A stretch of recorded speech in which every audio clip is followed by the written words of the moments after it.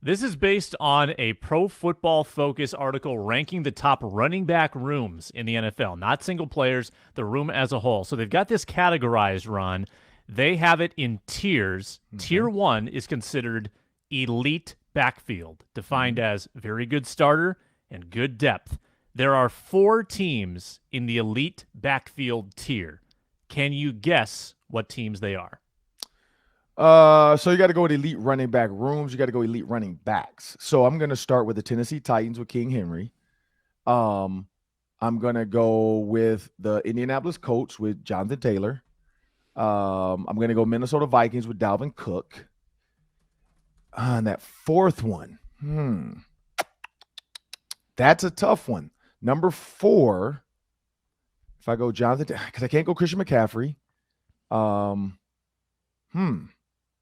Elite running backs in the NFL, because those are my 3. I mean, Jonathan Taylor, Dalvin Cook, and King Henry are kind of the 3 that are always right there. But Steelers, Najee Henderson, or is it Henderson or Najee Harris. Najee Harris? And that is not actually on the top tier. So here's where you're Okay. right. Here's where you're wrong. So number 2, Indianapolis Colts. You got that right. Yep. Number 4, Minnesota Vikings. Dalvin Okay. Cook, Kene Nwangwu, Alexander Madison. The Titans are in the second tier, which is considered a Wow. good backfield, and that's Okay. not a knock on Derrick Henry. I think that's a knock on their That's a depth. knock on Derrick Henry. I don't care who's with him. You put SpongeBob with him, he's still in the elite running back room. Wasn't Wow. David Cobb there for a minute? I don't know where Cobb is these days, but Cobb is now he's going to come on our show. We got to find a day that works. Now that they're out of camp, we might need to get him sooner than later. But he is now the scout for the Panthers. So he's in Carolina. Okay. Got it. So you've got 2 to go here. You're forgetting, I think, one where there's a pretty good tandem, a top 2 tandem, that is in the AFC, and that's their number 1 running back room. AFC tandem. So you got the Raiders, you got the Chiefs, you got the Patriots. None of them. No. Packers NFC could have been Packers. Ooh, okay. Well, I'll give that to you because that's the number 3 team I was on gonna the say list. Packers. I forgot they have the Yep. duo. Yep. Aaron Jones, AJ Dillon. Yep, with the So duo. one So I more. forgot about them. The number 1 Um, team. the number 1 team is in the AFC. And that's tough when I focus on the NFC so much with the Vikings. Like it throws me off all the time. Let's see who is another good running back group.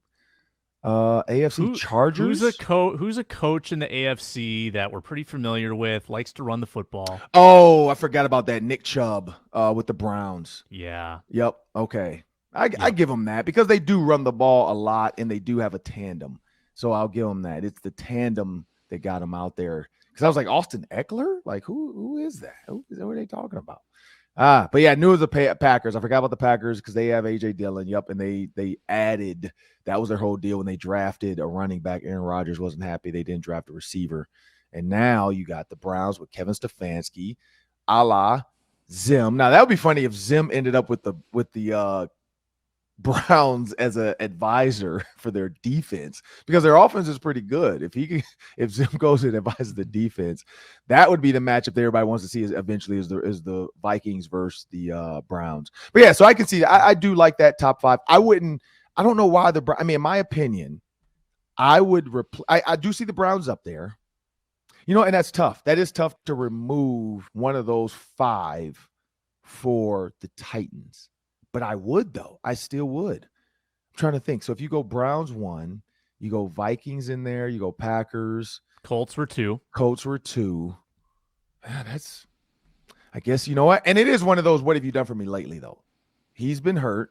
So his running backup has had to be a true starter for most of the season last year. And his production wasn't Alexander Madison-esque. So I get that. I don't know. Where do you think about that, the rankings? Yeah, I think part of all these teams that are number 1, it's because their philosophies are more run first. I guess the Packers would be the one exception there. The Packers still have Aaron Rodgers; they throw it a lot, and the Packers are actually a lot. Who knows what Devontae Adams is on? I mean, this is actually what I want this year, Ron. I want the Vikings to be a little more Packers-esque in the way that they use Dalvin Cook. because I think they've used Aaron Jones so smartly. They sprinkle him in after they've had a throw. Aaron Jones 8 yards to the outside. Yep. I think, and they keep him fresh too. He usually runs it about 200 times a year, and he's super efficient.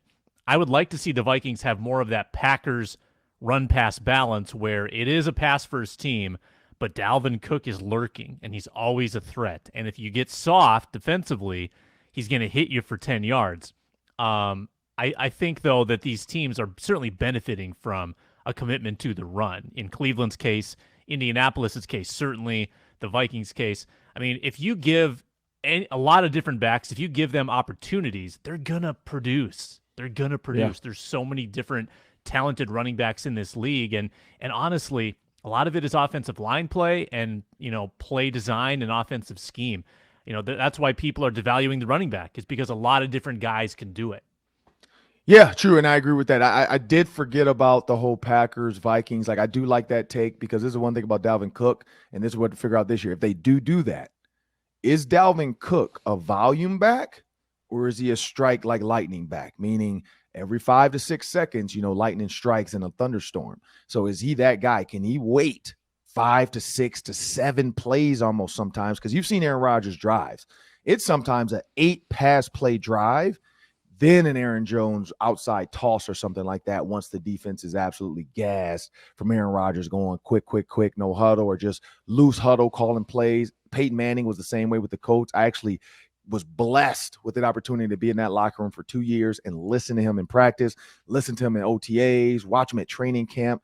And the way he organized and operated with that offense, it was always, I'm going to get the ball out my hands quick to Reggie Wayne, Marvin Harrison, and then Joseph Adai. I'm going to get you 1,000 yards, but just let me do it my way. Joseph Adai bought into it. You look at all the running backs they've had, Edgerrin James, they all bought into it. Edgerrin James is a Hall of Famer, and he bought into the way Peyton Manning was going to get those guys going. And I think that's going to be the key when you look at what Kirk Cousins can do, what Kevin O'Connell can maybe help him understand, and then this running back of Dalvin Cook. And when you said 10 yards, Dalvin might give you 25, because Dalvin, if he gets a space, if he gets daylight, and he's healthy, I mean, we saw the Steelers game, we saw the Packers game, he can break it for 60. Like, that's the difference in Dalvin Cook and Dillon and Jones. Like, Cook is a different speed. Like, he is a legit sprinter. He's talked about racing Dan Chisena.